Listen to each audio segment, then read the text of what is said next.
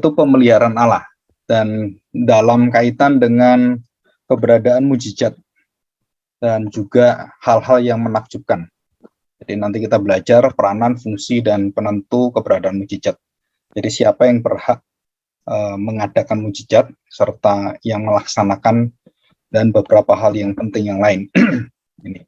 Nah, kita akan belajar dari kitab Mazmur 77 ya. Kita coba lihat Mazmur 77. Mazmur 77 dari ayat yang ke-7 sampai ayat yang ke-15.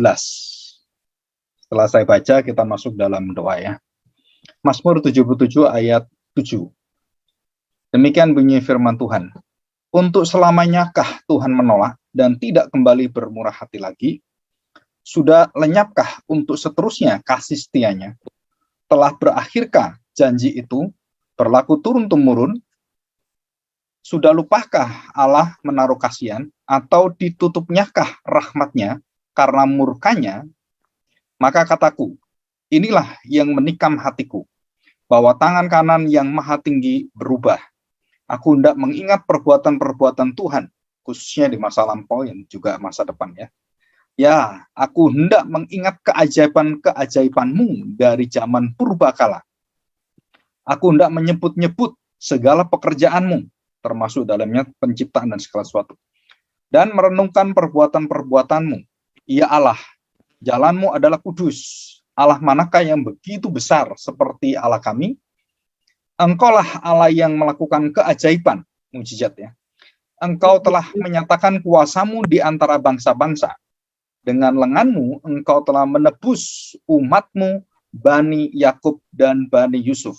Dan poin terakhir adalah dengan lenganmu, dengan kuasa lenganmu, engkau telah menebus. Jadi tujuannya adalah untuk penebusan. Dan seluruh keberadaan keajaiban itu untuk menyatakan bahwa Allah akan menebus manusia.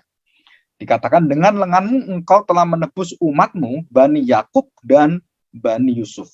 Ya, mari kita berdoa. Kita mohon pertolongan dari Tuhan ya. Mari kita berdoa.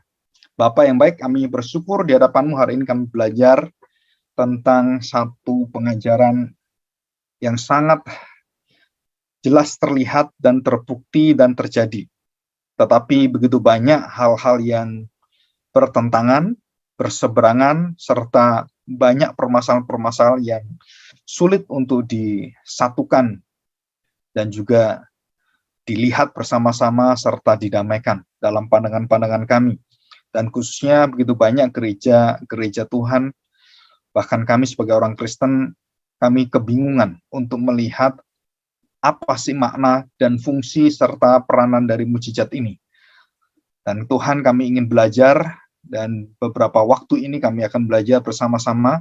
Biar Tuhan berikan kepada kami satu hati yang bisa melihat bahwa kuasa mujizat Tuhan bukan sembarangan, bukan tidak ada artinya dan tujuan, tidak ada maksudnya, tetapi segala sesuatu itu yang Tuhan lakukan dan di luar daripada semua hal yang umum yang biasa, tapi hal-hal yang luar biasa, bagaimana engkau bercampur tangan dan engkau mengintervensi hal-hal yang sungguh untuk membelokkan, mencondongkan banyak hal dalam kelemahan manusia, dalam dosa manusia. Kami diajar begitu setianya engkau, sehingga engkau menyatakan kuasamu, keajaibanmu, dan mujizat-mujizat yang tidak pernah bisa kami pikir dan kami cerna dengan pikiran kami yang sangat terbatas dan sederhana ini. Tetapi engkau maha tahu, maha kuasa, dan maha dahsyat.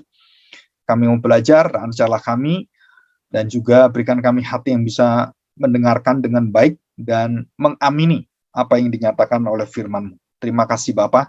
Kami serahkan hati kami di dalam Kristus anak-Mu yang merupakan satu-satunya mujizat yang paling indah, yang paling agung adalah engkau mau datang menjadi manusia dan mati bangkit. Dan itulah satu mujizat yang terbesar yang tidak bisa digantikan dengan segala mujizat yang ada. Karena semua mujizat itu akan mendukung dan menyatakan dan meninggikan berita ini. Terima kasih Bapa. Di dalam nama Tuhan Yesus kami serahkan doa kami ini. Amin. Oke. Nah, tadi kita sudah baca ya. Jadi kita sudah mendengarkan Nah, kita akan melihat kembali, mengingat kembali ya, hal penting tentang pemeliharaan Tuhan, ya, pemeliharaan Tuhan. Nah, kita ulangi sedikit dua minggu yang lalu ya. Jadi apa pemeliharaan Allah? Pemeliharaan Allah adalah suatu tindakan, kelakuan, serta perbuatan Allah yang berasal dari keilahian Dia, kemahakuasaan, kemahadiran, kemahatauannya, keadilannya, dan murah hatinya. Allah itu berdaulat, dan di dalam kedaulatan Allah, wewenang Allah itu, Allah bertanggung jawab untuk menyatakan seluruh keperhatian, kepedulian Dia.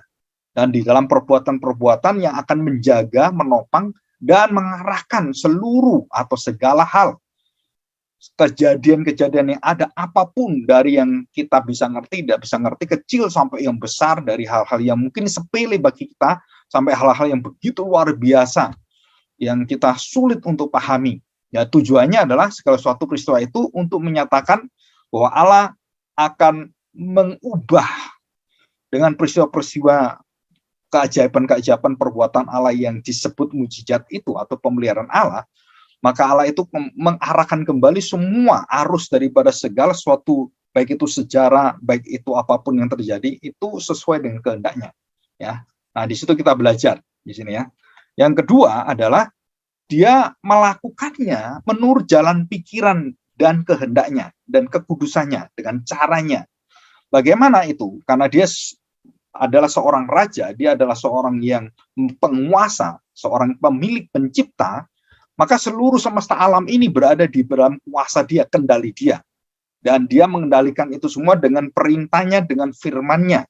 Dan seluruhnya itu akan menuju kepada kegenapan dan ketetapan-ketetapannya. Dan itu semua terjadi. Jadi kalau kita lihat pemeliharaan Allah ini, itu akan berjalan sesuai untuk misi Allah yang agung. Apa misi Allah yang tertinggi? Adalah menyelamatkan manusia.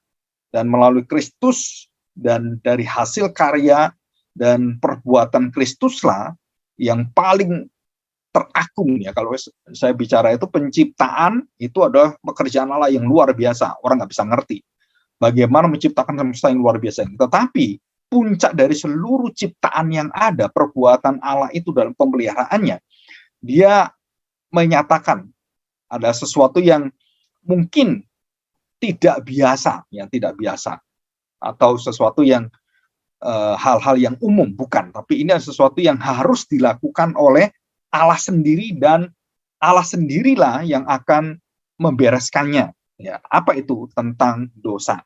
Ya, jadi semesta alam ini, penciptaan dan kuasa ciptaan semuanya itu tidak bisa menebus dosa manusia. Ya, Tuhan memelihara itu, dan kemudian Tuhan menyatakan satu jawaban, satu kuasa yang ajaib, yaitu Dia akhirnya menyatakan, menjanjikan adanya juru selamat Mesias. Dan siapakah juru selamat Mesias ini? Otomatis kita langsung mengerti bahwa itu adalah Kristus, karena kita sudah beriman, kita percaya pada Kristus.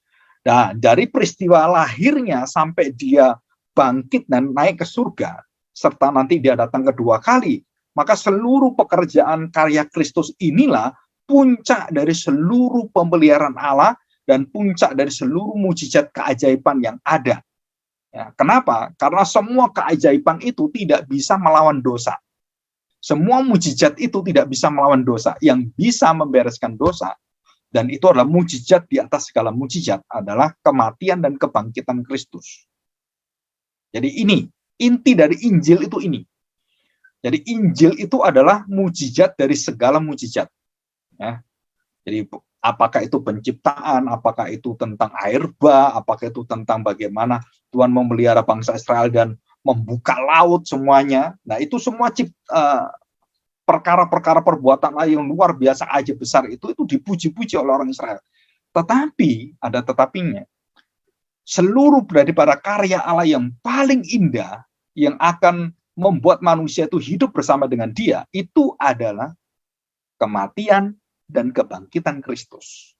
Dan inilah puncak dari seluruh keajaiban, mujizat-mujizat yang ada. Nah, kenapa saya membicarakan hal ini? Karena berita Injil yang diberitakan dari sejak awal Adam jatuh dalam dosa, itu adalah pemberitaan Injil, ya, proto-evangelium, yaitu berita tentang sukacita penebusan. Dari sejak Adam jatuh dalam dosa itu sudah dijanjikan oleh Tuhan. Dan itu berita itulah yang dinantikan semua manusia, nabi-nabi, raja, dan seluruh umat yang jatuh dalam dosa. Nah, di situ menjadi manusia, dan itu adalah satu mujizat yang di atas segala mujizat semuanya. The greatest miracles, ya. Jadi the greatest dari segala mujizat yang ada, mujizat yang terbesar adalah Kristuslah mujizat Allah yang tidak ada yang lain. Karena tanpa Kristus tidak ada semua mujizatnya. Nah, jadi ini satu kesimpulan ya. Jadi tanpa Kristus tidak ada mujizat apapun yang ada. Jadi semua mujizat itu dibawa kendali kuasa dan pekerjaan tangan Kristus. Kalau kita lihat penciptaan, Kristus yang mengerjakan. Orang sembuh ini Kristus yang mengerjakan, dan pemeliharaan Tuhan selama 40 tahun bagaimana membelah laut semuanya itu pekerjaan dari Kristus, manifestasi kehadiran Kristus, ya, memelihara, menyertai bangsa Israel, menyertai Abraham dan semuanya. Dan itu semuanya adalah karya penebusan dan penyelamatan oleh Kristus, pembebasan dari perbudakan oleh Kristus, dan semuanya itu adalah Kristus, ya. Oke. Nah, kita kemudian melihat, nah, apa itu mujizat? Nah, mujizat bahasa Inggrisnya itu miracle. Di dalam bahasa Latinnya itu miraculum, ya. Dari kata kerjanya Yunaninya itu mirari, ya. Kemudian diambil menjadi mirror, ya. Dan mirror itu kaca. Jadi kita melihat, wah, wajah kita ini mengagumkan enggak? Nah, itu ya. Jadi cermin yang membuat kita itu tahu siapa diri kita.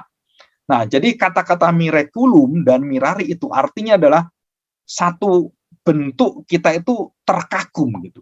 Kita ini mengagumi, astonish, ya. Jadi ada sesuatu yang membuat kita itu takjub gitu, tertekun, dan kita wah, luar biasa. Nah, itu arti kata mujizat. Dasarnya di situ, miracle. Ya, mujizat. Jadi mujizat itu selalu mengandung kekaguman. Selalu mengandung satu ketakjuban dan juga kadang-kadang ketakutan yang luar biasa. Ya. Nah, apa itu isinya? Nah, jadi artinya mujizat itu artinya adalah satu kekaguman, baik kekaguman peristiwanya dan juga kita bisa kagum. Nah, itu juga satu kekaguman. Jadi begini, kalau saya bisa kagum mujizat itu, wah, berarti saya ini bersyukur. Kenapa? Karena saya bisa mengagumi apa yang Tuhan berikan. Mujizat itu. Jadi saya ini bisa kagum itu. Saya kagum karena saya bisa kagum. Karena Allah memberikan saya mampu untuk mengagumi mujizat itu. Nah, saya beri contoh, nanti kita akan lihat di kitab Keluaran. Orang-orang Mesir itu tidak bisa melihat tulah yang Tuhan berikan, itu satu mujizat yang negatif, ya. Itu sebagai hajaran dan itu mujizat, tapi mereka tidak mau melihat itu. Padahal mereka melihat mujizat di depan mata mereka, air menjadi darah, terus kata, kemudian nyamuk, kemudian lalat pikat, tuh, belerang, waduh 10 tulah mujizat yang luar biasa. Tapi mereka tidak melihat itu sebagai mujizat yang mengagumkan dan membuat mereka taat dan takut akan Tuhan. Nah, ini beda. Ya, kalau ini enggak, saya bersyukur karena saya bisa kagum. Dari mana rasa kagum saya? Nah, itu yang saya kagumi. Kenapa? Karena Allah lah yang membuat saya itu mengagumi, bisa mengakuinya, bisa mengaguminya. Jadi kekaguman, saya bisa melihat, mengagumi karya Allah, mujizat-mujizat dan pemeliharaan Allah, bagaimana perbuatan-perbuatannya itu luar biasa, saya kagum kepada itu. Tapi saya lebih kagum lagi, kenapa? Kok bisa saya kagum, ya? Orang berdosa, bajingan-bajingan, orang seperti Fir'aun, dan juga para ahli sihir itu, kok nggak kagum? Kok saya bisa melihat itu sebagai satu ketaatan, satu kekaguman, satu hormat yang luar biasa? Mereka kok nggak hormat? Nah, di sini kita melihat, nah inilah yang membuat kita itu kagum. Oh Tuhan, terima kasih. Kenapa? Karena saya bisa melihat itu mujizat sebagai satu kekaguman karena Engkau memberikan saya bisa kagum. Ya, jadi di sini. Jadi apa yang membuat kita bersyukur dalam mujizat itu adalah kita diberi kemampuan untuk kagum sehingga kita bisa mengagumi karya-karya yang perbuatan Allah yang mengagumkan itu, keajaiban. Dan ini penting sekali. Kenapa? Karena nanti ini menjadi satu penentu. Saya ini melihat semua mujizat itu untuk apa sebenarnya tujuannya. Jadi bukan untuk sebagai kesenangan saya, untuk supaya saya itu bisa pamer-pamer kekaguman kita kepada orang lain tentang Tuhan. Bukan itu maksudnya. Tetapi membawa semua itu orang supaya hormat dan mencari bahwa mereka adalah orang-orang berdosa dan mereka perlu untuk ditebus oleh Tuhan yang mengagumkan dan keajaiban-keajaibannya. Dan termasuk di dalamnya adalah berita tentang Kristus dan Injil penebusan itu. Jadi kalau tanpa ini, semua mujizat itu menjadi kesia-siaan. Jadi mujizat 10 tulah, 10 mujizat yang ada di padang belantara diberikan Tuhan kepada bangsa Israel, ini sia-sia bagi mereka yang tidak bisa mengagumi, yang tidak bisa taat, yang tidak bisa hormat dan takut akan Tuhan. Dan mereka dibinasakan Tuhan semua. Di padang belantara itu mayat mereka dibinasakan Tuhan. Dan mereka dibunuh oleh Tuhan. Di padang belantara, di padang gurun itu semuanya. Dan tergeletaklah iman-iman mereka. Ada yang dibunuh langsung, ada dibasuhkan dengan gempa masuk ke dalam bumi. Nah, saudara, kita tahu itu peristiwa semua. Karena mereka memberontak, karena mereka mengeluh pada Tuhan, mereka mencaci maki Tuhan, dan mereka menghujat Tuhan, serta mau membunuh Musa. Nah, itu semua dosa mereka.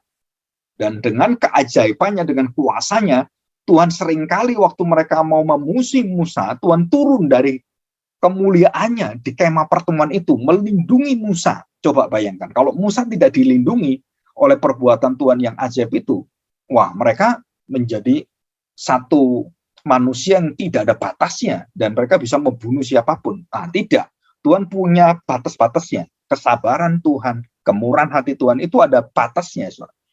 Ya, batasnya apa? Ya, keadilan, kekudusan dia. Kebenaran dia. Nah, di situ.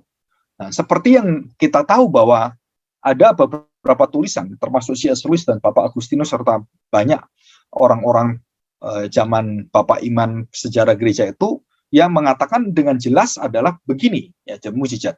Mujizat adalah suatu peristiwa yang mengagumkan, jadi sesuatu yang mengagumkan Allah, membuat kita kagum akan siapakah Allah itu. Kenapa? Karena Allah tiba-tiba berintervensi, campur tangan, terlibat langsung untuk mengarahkan dengan kuasa supranaturalnya, dengan kuasa keilahiannya, supaya alam yang melawan dia, alam yang tidak sesuai dengan kondisi yang harusnya manusia itu turut dengan dia, itu manusia menolak dia, dan disitulah Tuhan mengadakan kuasanya yang luar biasa. Ya, Sodom Gomora, cerita tentang Niniwe, bagaimana Yunus ditelan oleh ikan. Nah, itu banyak sekali peristiwa seperti itu ya. Jadi di sini katakan adalah intervensi, keterlibatan Allah secara langsung, dia mengendalikan semuanya. Ya, ini dasarnya. Ya, dasar daripada kita melihat apa itu miracle ya. Jadi tujuannya kita sudah tahu. Dan semua peristiwa-peristiwa itu, semua mujizat itu karena perbuatan tangan Allah. Jadi perbuatan kuasa Allah. Dan Allah berhak untuk memakai agent ya, memakai perantara, apa itu malaikat, apakah itu nabi-nabinya, atau itu mungkin ada yang lainnya, atau binatang sekalipun bisa dipakai oleh Tuhan. Seperti burung gagak, ya, burung memberi makan Elia, atau seperti Biliam yang bisa keledai berbicara kepada Biliam gitu ya. Nah, itu semua yang dipakai oleh Tuhan, dan banyak hal yang itu ada satu mujizat bagi kita, sesuatu yang biasa. Padahal itu mujizat yang luar biasa. Nah, bagaimana saya bisa menerima mujizat ini? Nah, saudara, dasar secara pengertian apa yang kita tahu adalah pasti kita tahu benar, itu epistemologi. Pengetahuan tentang saya tahu kalau saya itu benar, pengetahuan saya benar itu dari mana? Nah, saudara, itu adalah dasarnya pengetahuan kita tentang pengenalan di dalam seluruh siapakah Allah itu.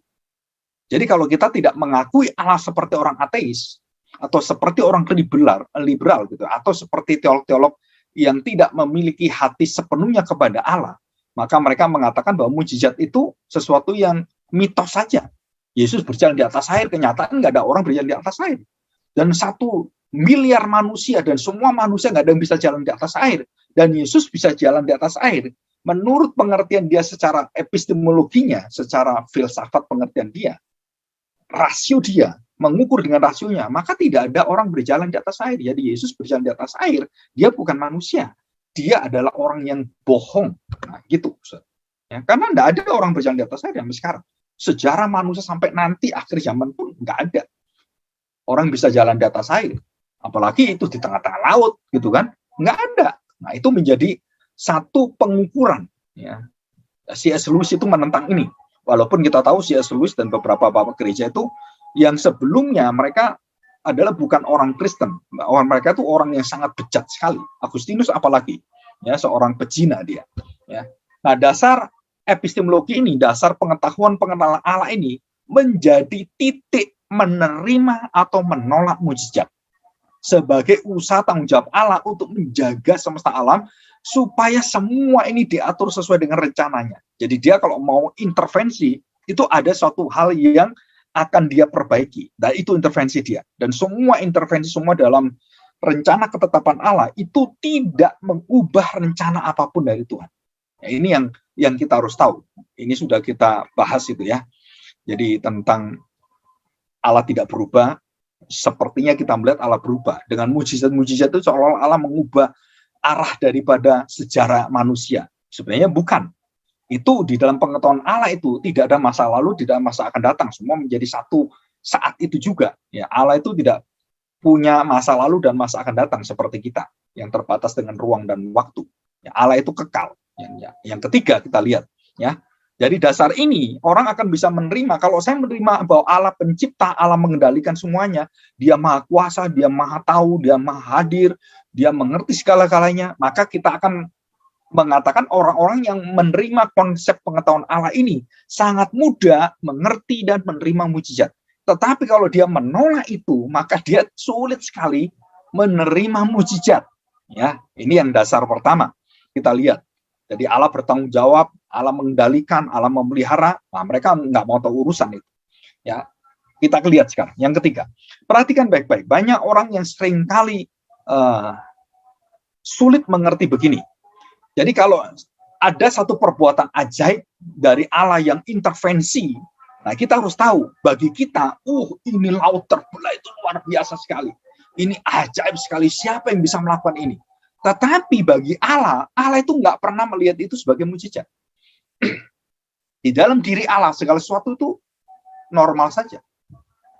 Jadi Allah itu tidak bisa dibuat seperti kita terkagum-kagum. Wah, kok bisa ya seperti itu?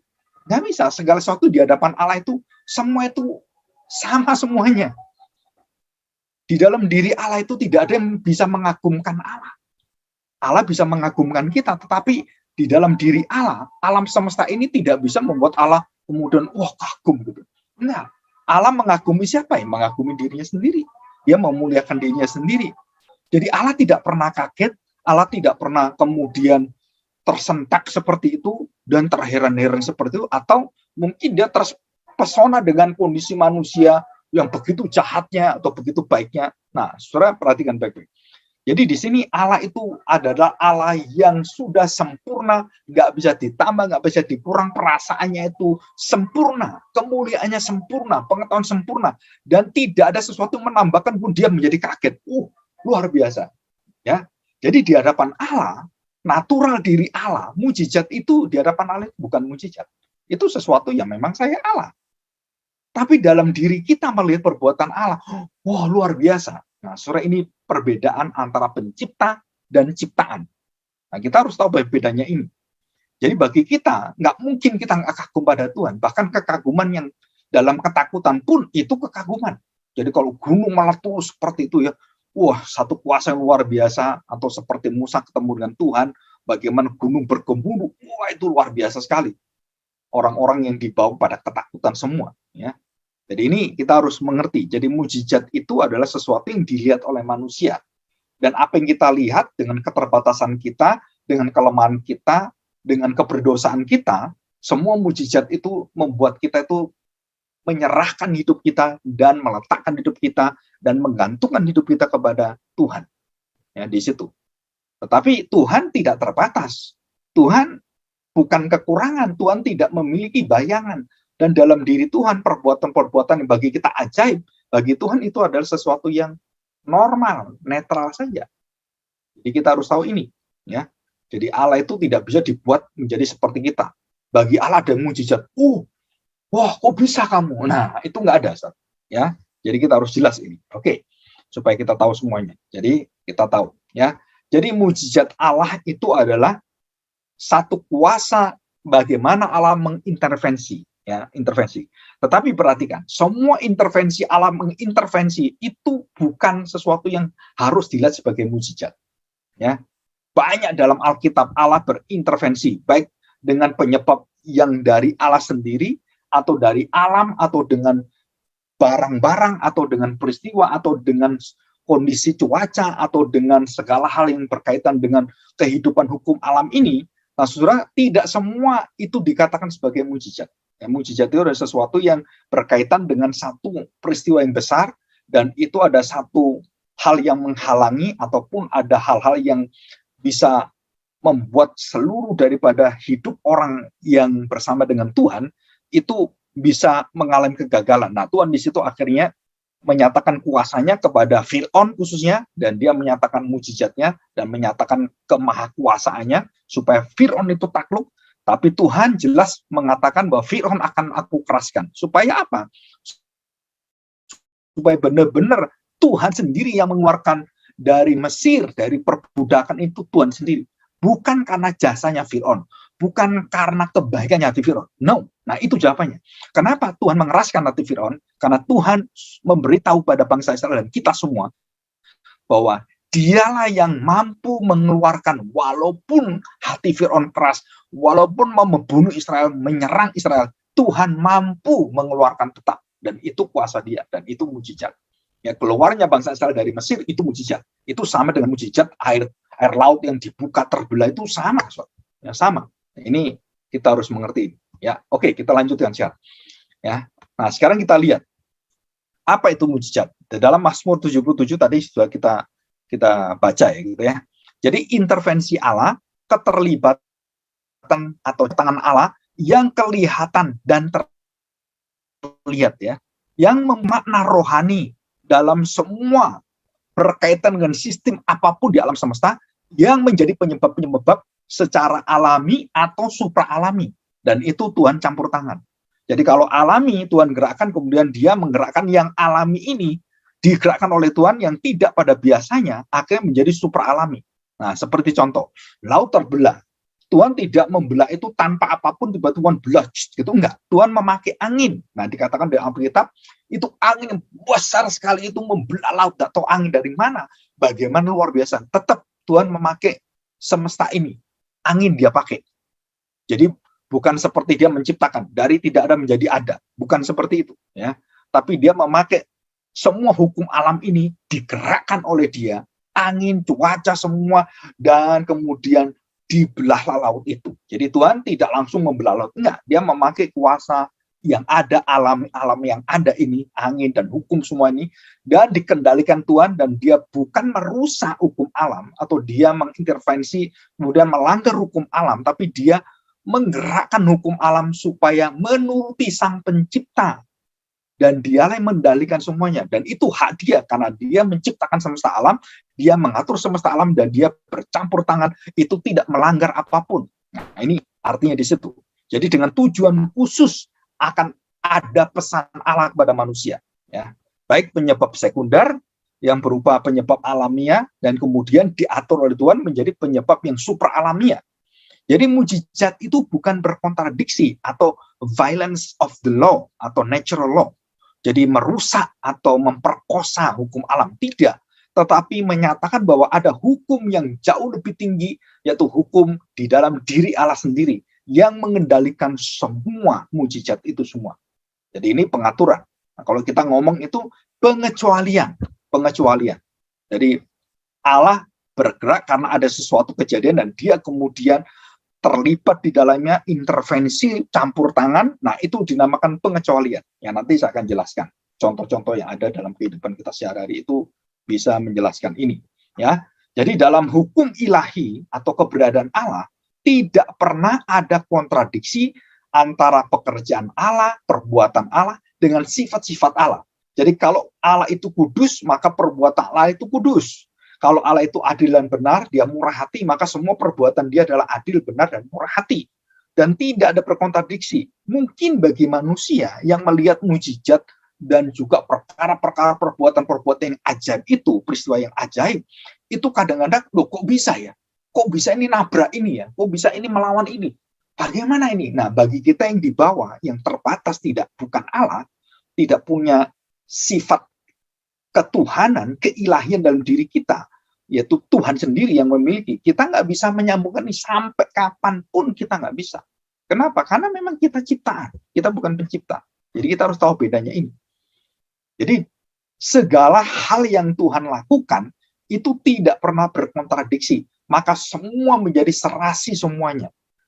Jadi semua mujizat Allah itu adalah shalom. Ya, menyatakan shalom Allah. Jadi bukan menyatakan kerusakan, menyatakan bahwa semesta ini disyalomkan Allah. Ya, seperti Tuhan Yesus waktu ada ombak yang besar, murid-muridnya ketakutan luar biasa, dan dia kemudian berdiri dan dia menegur, ya, memerintah ombak dan laut itu tenang. Ya, disuruh tenang artinya berdamai, damailah, tenanglah, shalom. Ya, tenanglah. Dan laut itu langsung tenang. Dari mana kok bisa tenang? Wow, seperti itu luar biasa. Tiba-tiba tenang. Dari mana? Karena dia tidak melanggar hukum daripada gelombang ombak yang ada angin dan ombak yang besar dan dari mana semuanya. Dan dia memerintahkan supaya tenang. Dan dia yang punya hak adalah dia. Karena dialah yang menciptakan ombak, dia menciptakan langit, dan dia mengatur semua ombak, angin semuanya, dia atur semuanya. Jadi dia berhak untuk mengatur itu. Ya, di sini. Oke, kita lanjutkan sekarang. Ya. Apakah mujizat itu mungkin aktual terjadi? Nah, banyak orang bertanya. Beberapa orang yang tidak percaya kepada Tuhan ataupun yang meragukan ada mujizat, dan banyak pendeta-pendeta sekarang yang meragukan mujizat juga. Nah, saudara perhatikan. Saya memberikan contoh. Kalau ada jejak kaki di pantai, kita langsung berkata, oh berarti ada orang yang jalan di sini. Ya kan? Nah, kalau nggak ada jejak kaki, apakah ada orang jalan di sini? Ya nggak ada, jejaknya nggak ada. Masalahnya adalah pantai selalu ada ombak, selalu ada air laut, dan selalu ada angin. Dan pasir itu, walaupun ada jejak kakinya, tapi kalau kena angin, kena air, kena ombak, itu akhirnya hilang. Jadi kita bisa ngerti, ya? Itu akhirnya hilang. Ya. Nah, apakah jejak tadi itu yang sudah ada, kena pasir, kena semuanya, akhirnya kita mengatakan bahwa, oh tidak ada manusia. Padahal jejaknya tadi ada. Nah, saudara, di sini kita melihat bahwa apa yang sudah Tuhan berikan, jejak Tuhan, langkah-langkah Tuhan, dan bukti-bukti tentang mujizat itu begitu banyak sekali di Alkitab.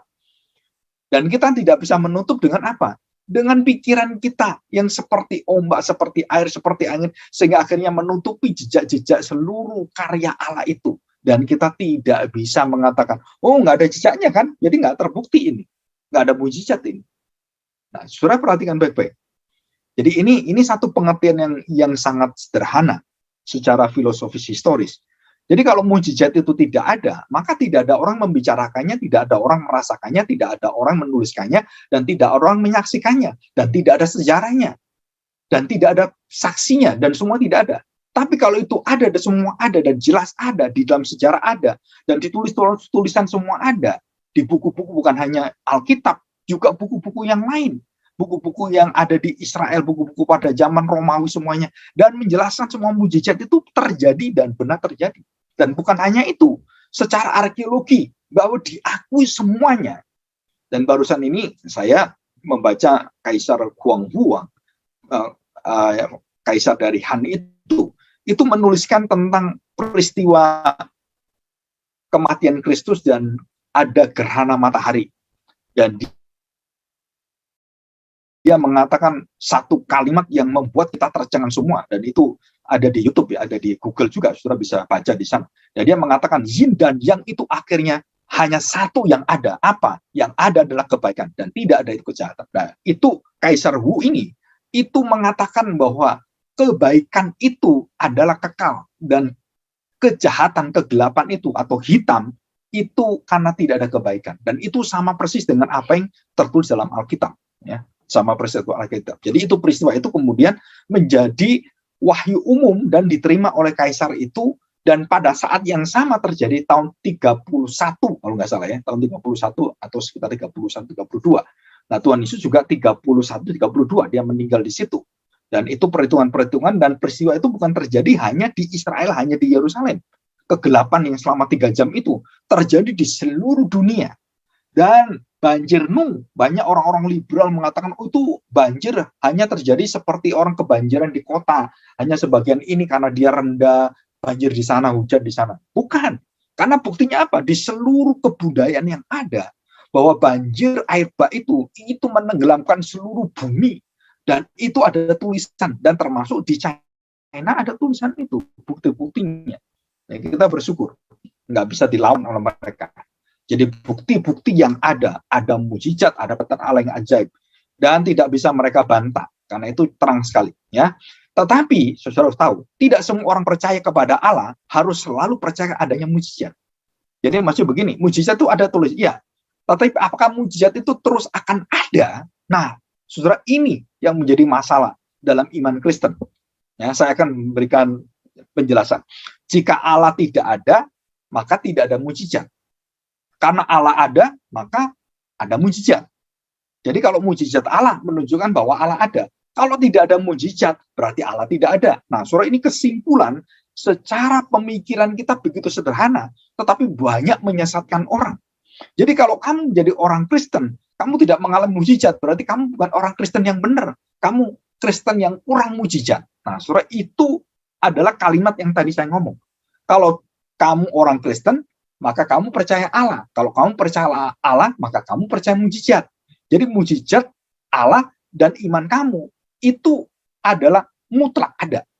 Jadi Allah kalau tidak melakukan mujizat pada kamu, maka Allah tidak ada dan kamu tidak beriman. Nah, ini yang menjadi satu pengajaran yang merusak iman Kristen dan menjadi pengajaran yang toksik. Toksik itu apa? Meracuni semua hati orang percaya, dan khususnya gereja-gereja yang mengandalkan dan terus mengagungkan seluruh daripada ibadahnya itu mujizat terus saja. Nah, saudara, mereka lupa bahwa Allah yang menentukan ada dan tidak ada mujizat, bukan kamu. Jadi kita percaya ada mujizat, iya. Tapi ada orang Kristen tidak percaya mujizat, iya, karena Allah tidak melakukan, ya tidak ada mujizat. Bukan tidak ada mujizat selamanya, bukan.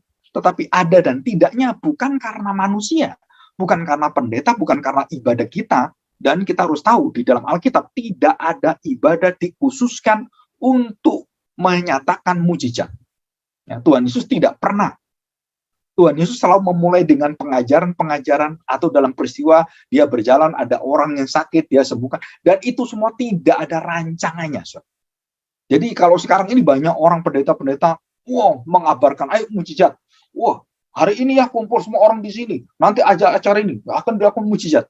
Itu tidak pernah Tuhan Yesus lakukan, tidak pernah rasul-rasul lakukan, dan tidak pernah gereja yang benar lakukan. Kenapa? Karena itu melawan semua prinsip yang ada dalam Alkitab. Karena mujizat itu hak privilege, hak istimewa dari Tuhan sendiri. Jadi kalau saya dipakai, tiba-tiba saya ibadah dipakai, dan orang kemudian saya doakan orang buta sembuh. Nah, saudara, itu adalah perkara Tuhan yang bekerja. Jadi bukan saya rancang, semua orang yang buta datang sini semua, nanti saya sembuhkan semua. Nah, semua itu melawan apa yang diajarkan oleh Alkitab. Saudara, ini sesuatu yang betul-betul kita harus teliti, kita harus buktikan, kita harus uji dengan firman Tuhan. Tapi kenyataannya, jemaat-jemaat dan orang Kristen senang sekali mencari-cari seperti ini, saudara. Saya tuh kadang-kadang sampai heran sekali. Kok bisa ya? Nah, di sini, saudara. Karena mereka dicekokin apa? Kalau kamu orang Kristen percaya ada Tuhan, percaya Tuhan Yesus, percaya Roh Kudus, kamu percaya mujizat. Dan mujizat itu ada, dan kamu harus klaim. Kalau imanmu benar, pasti mujizat terjadi. Nah, ini semua toksik. Ini semua ajaran yang meracuni jemaat, dan jemaat tidak bisa melihat iman yang benar, iman yang mampu menerima. Kalau tidak ada mujizat, saya tetap beriman. Ada mujizat, saya tetap beriman. Tidak ada mujizat, saya tetap beriman. Karena iman saya bukan pada mujizat terjadi atau tidak terjadi mujizat. Iman saya kepada pembuat mujizat, dan juga yang tidak memberikan mujizat.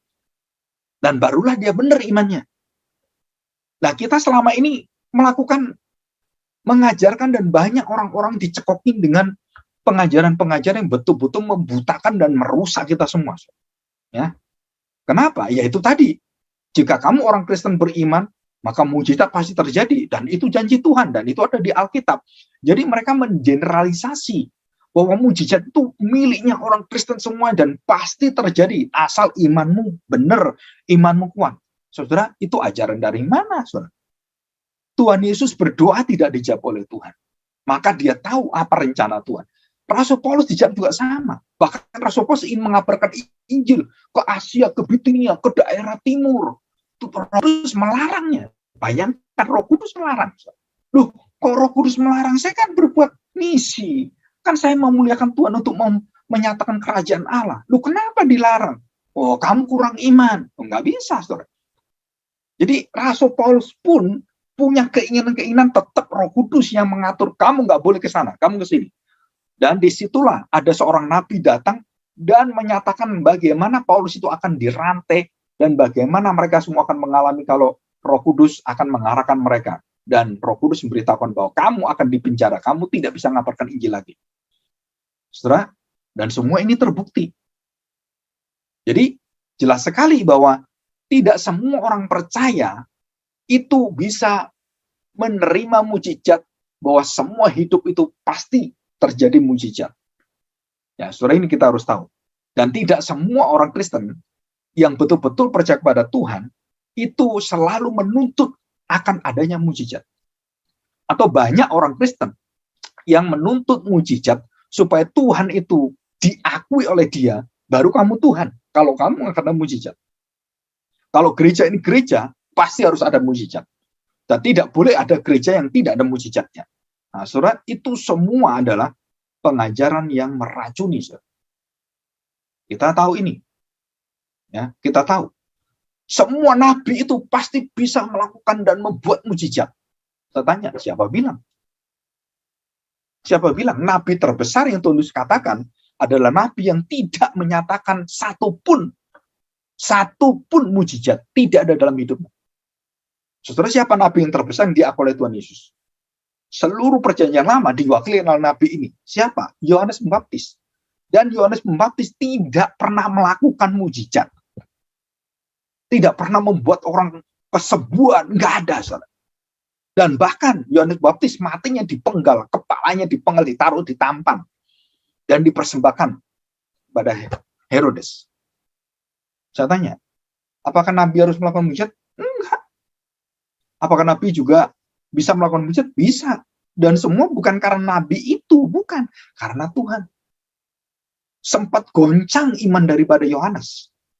Bagaimana dia bisa goncang seperti itu? Ya, oke, kita akan melihat bukti Alkitab ya. Nanti kita minggu depan kita pelajari lagi ya bukti Alkitab. Nah, saudara, sebelum saya membahas tentang bukti Alkitab, ini tentang satu contoh lagi ya. Kemarin saya pikir-pikir, kemudian saya menemukan contoh ini. Kalau nggak salah ini bukunya Peter Cliff, saya lupa ya. Nah, saudara perhatikan, ini ada satu alur drama dan kemudian saya sutradara. Dan yang menulis semua saya, dan yang merancang dan yang mengatur dan yang memberikan peran-peran aktornya siapa, artis siapa, apa yang dia perbuat itu saya sutradara dan saya penulis semua naskah yang ada dan saya bisa mengarahkan kemanapun cerita drama ini. Jadi semua yang ada di situ begitu saya lihat, oh rasanya ini saya mau ubah ini. Nah, itu wewenang dari hak sutradara dan penulisnya itu. Jadi dia mengatur semuanya. Ini harus begini. Dan kalau itu semakin baik, wah ini supaya lebih semakin bagus, ini saya buat kamu terpisah dulu. Wah nanti gak enak. Itu orang-orang yang mendengarkan sudah ingin kita ini sudah ketemu sebagai pasangan yang baik, yang sudah begitu luar biasa. Wah kenapa dipisahkan? Supaya cinta kamu tuh lebih terbukti. Cinta kamu supaya lebih menguatkan lagi dan memberikan contoh yang luar biasa. Akhirnya dipisahkan pasangan itu dengan kejadian yang lain dan dibuat seperti dramanya semakin indah. Nah saudara, ini semua cara Tuhan. Alur cerita diciptakan dan diperindah dan bagaimanapun itu semuanya bergantung pada penulis dan sutradaranya. Dan semua kita ini yang ada adalah kita semua adalah pemain-pemain di dalam cerita itu semuanya. Ya, kita semua diarahkan. Ya, saudara, yang kedua, ini ada satu ilustrasi ya. 1000 peristiwa, ada 999 ya, 1000 peristiwa. 999 tidak ada mujizat dan ada satu terjadi. Maksudnya apa? Berarti keberadaan mujizat tidak dapat dihapus oleh karena tidak ada mujizat. Jadi ini ada mujizat cuma satu. Dari 1000 cuma satu. Kita tidak bisa menutup, oh nggak ada mujizat. Kenapa? Karena terbukti 999 tidak ada mujizat. Jadi ini ada mujizat, berarti nggak ada. Ya. Dan sebaliknya, 1000 peristiwa dan menyatakan 999 ada mujizat dan 1 tidak terjadi mujizat. Berarti Allah tidak mungkin tidak melakukan mujizat. Jadi ini semua jelas.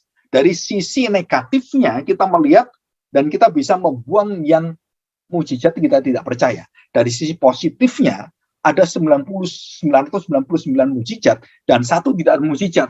Berarti kita harus tahu bahwa 1 mujizat tidak ada, saudara, bagi orang yang rasionalis, dia pegang untuk menutup yang ada. Ya, yang rasionalis. Bagi orang yang beriman, 999 ada mujizat, maka 1 tidak ada mujizat, itu dinyatakan kamu kurang beriman. Kenapa bisa seperti itu? Karena pikiran kita berdasarkan bukan pada pembuat mujizatnya, tapi berdasarkan kepada terjadinya dan tidak terjadinya mujizat. Jadi kalau gereja ini ada mujizat, wah ini gereja ini diberkati Tuhan. Ini gereja nggak ada mujizat, wah ini nggak ada berkatnya. Wah pendeta ini pendeta yang bisa melakukan mujizat, wah luar biasa pendeta ini, dipakai oleh Roh Kudus. Pendeta ini nggak ada, malah kalau doa orangnya pada mati semuanya. Dia banyak jemaatnya itu malah nggak karu-karuan. Nah kita pikir, wah ini pendeta ini nggak disertai Roh Kudus. Nah ini sertai Roh Kudus. Nah saudara, kita tidak bisa berpikir dengan iman yang penuh dengan kesalahan atau iman yang penuh dengan racun, kesalahan pengajaran. Kenapa? Karena terjadi yang mujizat atau tidak terjadi mujizat tidak menentukan iman itu benar, gereja itu benar, pendeta itu benar atau tidak. Kenapa? Karena yang menentukan mujizat bukan pada orangnya, bukan pada peristiwanya, tapi adalah Tuhan. Untuk maksudnya dia, bukan untuk maksud kita, bukan membesarkan nama gereja kita. Maka gereja-gereja yang melakukan mujizat itu didatangi orang banyak. Dan gereja yang tidak ada mujizatnya, kamu nggak ada kuasanya. Nah, di situ kita lihat, berarti orang sudah dibawa oleh kuasa kegelapan dan dibawa dengan satu pikiran iman yang merusak, iman yang penuh dengan racun, yang penuh dengan bisa itu, penuh dengan kelemahan yang betul-betul mematikan seluruh daripada hati yang benar, itu membawa kita kemudian menyeret banyak jemaat Tuhan. Itu akhirnya secara tidak sadar mereka menolak mujizat yang sejati. Apa mujizat sejati? Injil, berita Injil. Yang menentang mereka adalah mereka yang percaya mujizat. Semuanya itu menentang mujizat di atas segala mujizat. Apa itu? Hidup baru, lahir baru. Kalau itu kamu tidak pernah lahir baru, dan kamu cuma ingin mencari aku, hanya mendatangi aku, hanya mencari mau makan, hanya ingin melihat mujizat, Tuhan Yesus mengatakan apa? Kamu keluar, tak usir semuanya. Jangan cari saya, nggak ada gunanya. Itu Tuhan Yesus. Pada Yohanes pasal 4, Yohanes pasal 6. Tuhan Yesus mengusir orang-orang yang mencari hanya karena ingin melihat mujizat, ingin mencari makan, supaya membuktikan semuanya. Tuhan Yesus katakan, aku tidak butuh murid-murid seperti ini. Saudara, dan itu cara Tuhan Yesus. Ya, oke, kita lihat sekarang ini ya. Di dalam Keluaran. Nah, kita lihat ini. Saudara perhatikan. Allah itu melibatkan secara aktif dan Tuhan mengatakan, aku akan menyertaimu Musa. Dan kamu, waktu disertai Tuhan, Musa melihat dirinya, kelemahan dirinya, dan Tuhan mengatakan, Harun menjadi juru bicaramu. Ya, jadi tetap nggak bisa. Jadi penyertaan Tuhan, pemeliharaan Tuhan itu tidak bisa kalah karena kamu tidak bisa, karena kamu gagap bicara, kamu nggak bisa bicara. Nggak bisa. Kamu tetap harus menjadi juru bicaraku, nabiku. Ya, Harun membantu kamu. Dan akhirnya Musa yang bicara terus, bukan Harun. Ya, kepada Fir'aun. Nah, saudara kita lihat dalam Keluaran, kita lihat ya. Kita buktikan. Keluaran pasal yang ke-7, ayat 3 dan 4. Ya. Ini waktunya terus berjalan ini ya. Tetapi aku akan mengeraskan hati Fir'aun dan aku akan memperbanyak. Nah, perhatikan. Aku mengeraskan hati Fir'aun dan dia memperbanyak mujizat-mujizat, tanda-tanda dan mujizat yang kubuat di tanah Mesir. Luar biasa, Saudara. Saudara, saya tanya sekarang. Kenapa gereja-gereja kok ingin mujizat? Karena Tuhan keraskan hatinya dan Tuhan kasih mujizat yang banyak untuk menghukum gereja, untuk menghancurkan iman yang rusak itu. Bisa nggak? Bisa. Jadi mujizat tandanya adalah gereja keras hati dalam rencana Tuhan. Bukan tambah baik, saudara. Seperti Fir'aun. Aku akan memperbanyak tanda-tanda dan mujizat-mujizat yang kubuat di tanah Mesir. Untuk apa? Supaya kamu tahu, Fir'aun tidak akan bisa lembut hatinya.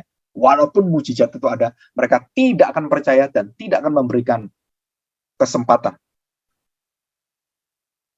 Di situ, saudara. Jadi ini jelas sekali. Bila mana Fir'aun tidak mendengarkan kamu, maka aku akan mendatangkan tanganku kepada Mesir dan mengeluarkan pasukanku, umatku, orang Israel, dari tanah Mesir dengan hukuman-hukuman yang berat sekali. Dan akhirnya Tuhan hempaskan, Tuhan hapus Mesir dari muka bumi selamanya. Ya. Oke, ayat 11 kita lihat. Ya. Kemudian Firaun pun memanggil orang-orang yang berilmu dan ahli-ahli sihir.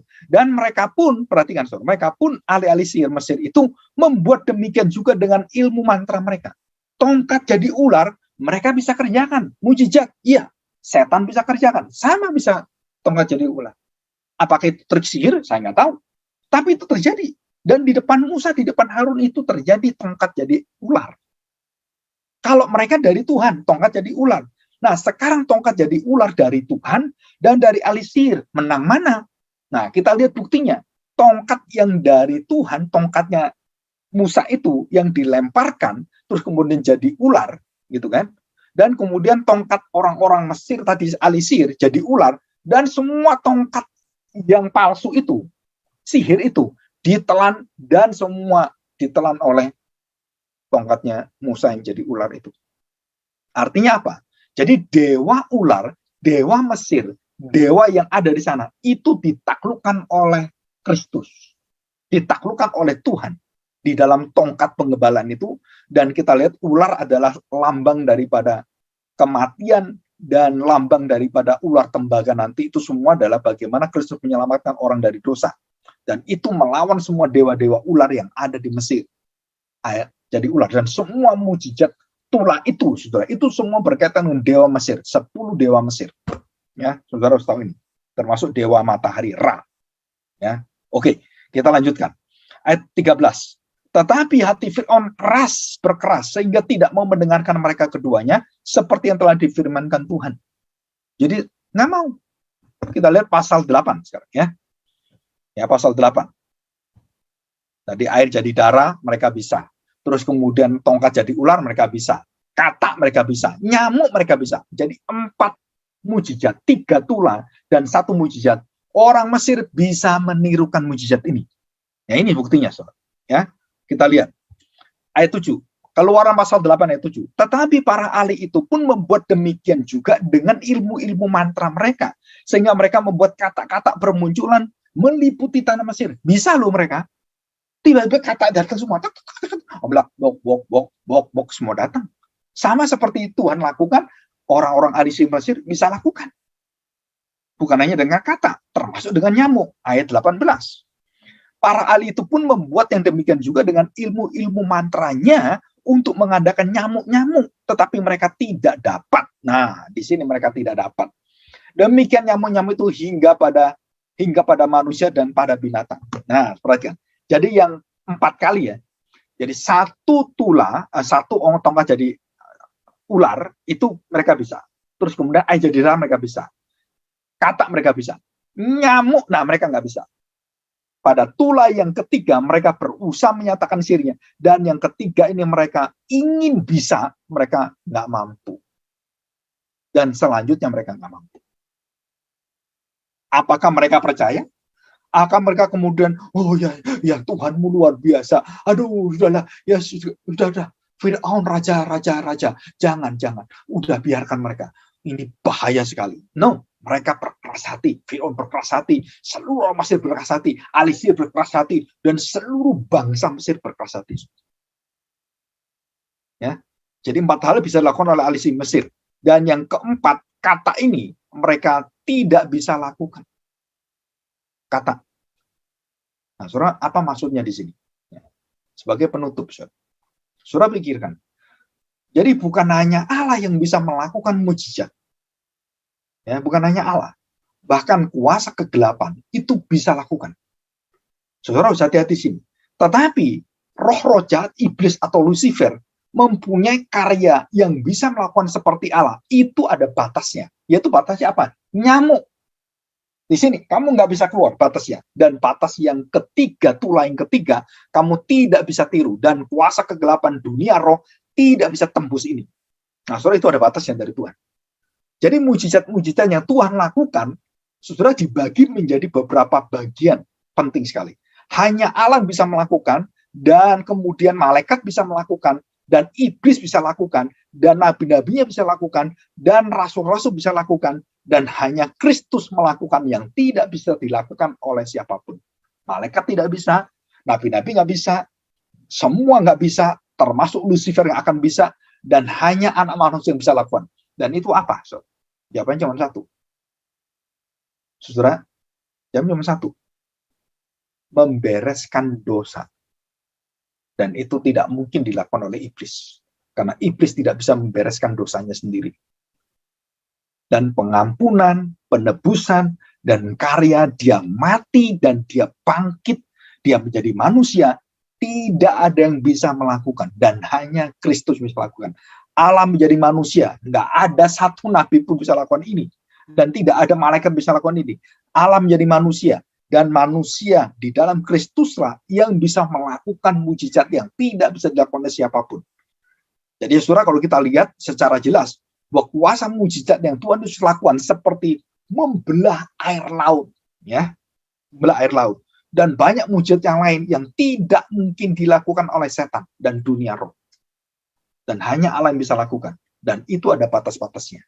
Jadi kita di sini harus percaya bahwa iman kita harus mengerti.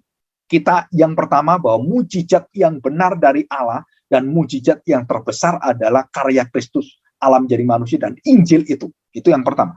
Yang kedua, ada mujizat-mujizat yang dilakukan oleh orang-orang lain, oleh gereja, pendeta-pendeta yang bukan berasal dari Tuhan. Dari mana itu? Dari kegelapan. Karena itu akan meracuni dan merusak dan akan menjadikan mereka mencari dan mempercayai Mesias palsu, nabi palsu, Injil palsu, dan gereja palsu atau gereja di bawah kontrol oleh setan. Nah, ini yang kedua. Dan yang ketiga, maka seluruh daripada hidup kita diberitahu oleh Tuhan, dan khususnya Rasul Paulus, bahwa mujizat adalah bukan tiang daripada keselamatan. Sudah bukan. Kenapa? Saya beri contoh. Fir'aun dan semua ahli sihirnya tidak pernah hatinya bertobat karena tahu betul mengakui mujizat dan tidak bisa membantah mujizat itu ada di depannya dan mereka tetap berkeras hati. Jadi artinya yang ketiga, mujizat itu ada tidak menjadi jaminan orang itu percaya pada Tuhan atau dilahirbarukan. Tetapi Injil Kristuslah yang menjamin bahwa Roh Kudus akan melahirbarukan. Dan mujizat yang keempat, yang terakhir, mujizat yang harus kita cari adalah bukan bagaimana saya perlu buat, bagaimana pendeta melakukan mujizat-mujizat, bagaimana mengusir setan, bukan. Yang harus dicari, yang tertinggi adalah bukan perbuatan-perbuatan dan berbahasa roh, bukan, saudara. Tapi kasih Allah yang harus dimiliki. Dan ini puncak dari seluruh perbuatan mujizat Allah. Apa? Allah menyatakan kasihnya. Betapa besar kasih Allah. Dan itu mujizat dari segala sesuatu di atas segala mujizat yang lain. Dan hanya mujizat inilah yang bisa membuat orang akhirnya bersekutu dengan Tuhan. Ya, 10 kusta, 9 kembali.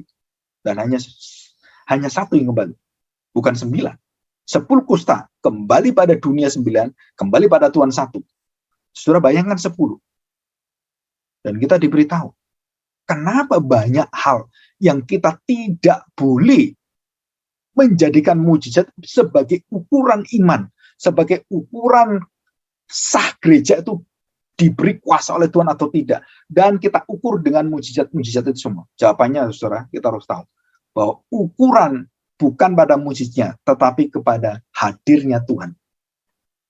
Jadi Tuhan hadir, dia bisa memberikan pernyataannya dengan mujizat, dia memelihara kita, atau dia tidak memberikannya supaya kita teguh tahan sampai mati, dan kita kemudian seperti Sadrak, Mesak, Abednego dibakar, seperti Polikarpus dibakar hidup-hidup, dan dia mati, dan dia memuji-muji Tuhan. Dan itu mujizat. Mujizat itu. martirnya seseorang yang tidak menerima mujizat, Yohanes dipenggal kepalanya, dan itulah satu-satunya mujizat yang dialami Yohanes. Apa mujizatnya? Dia akan menerima jaminan keselamatan dari Kristus. Dia akan bersama dengan Kristus. Dan itulah yang kita ingin. Ya. Kita bersyukur, kita berdoa, dan kita mohon pertolongan Tuhan supaya kita diberi kuasa untuk mengerti mujizat ini, dan kita bisa sungguh-sungguh belajar kembali.